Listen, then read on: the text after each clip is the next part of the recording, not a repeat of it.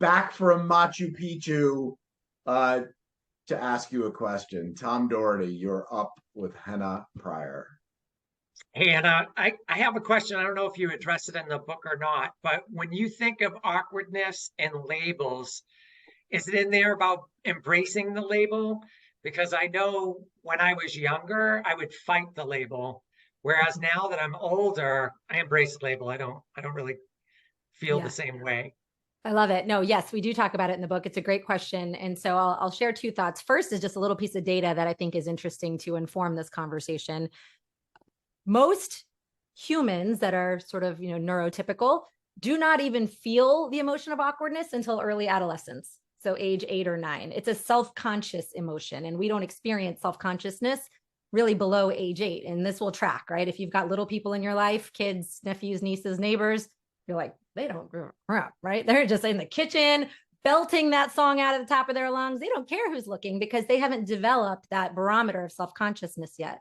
It's about 8 or 9 that we start to look around going, oh, does this fit in with what other people like? Does this seem to track with what other people approve of? So it's something that we learn and develop. To your question about identities, and I think this is such an important one, I hear from you, Thomas, that you don't mind the label. So in that case, it's fine. But in many cases, people do use this word awkward in one of two ways. It's either a trait, this is who I am socially awkward, I am awkward, or it's a state. It's fleeting, it's transient. I just had an awkward conversation. I feel really awkward about that negotiation. I just gave a presentation. I felt so awkward about it, right? It's a feeling, it's a temporary state. Now, if you identify with it as a trait and it is not holding you back, if you now own it and you lean in, good for you. I don't think you have to change a thing. But if you are someone who uses that label as a protective mechanism and it's stopping you from doing things that you want to do, to that, I would say, by definition, awkwardness is subjective. There is no such thing as a factually awkward person.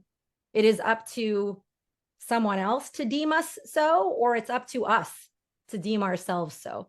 But there is no such thing as a factually awkward person. It's subjective. It's an opinion. So if that's a term we're using to label ourselves and it's not serving us, if it's keeping us from networking or raising our hand, then I encourage people to not use the language of it as a label, as an identity. It's not I am awkward.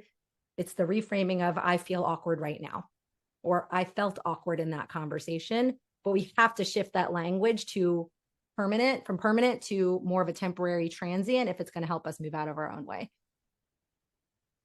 Great stuff. Thank you. Sure.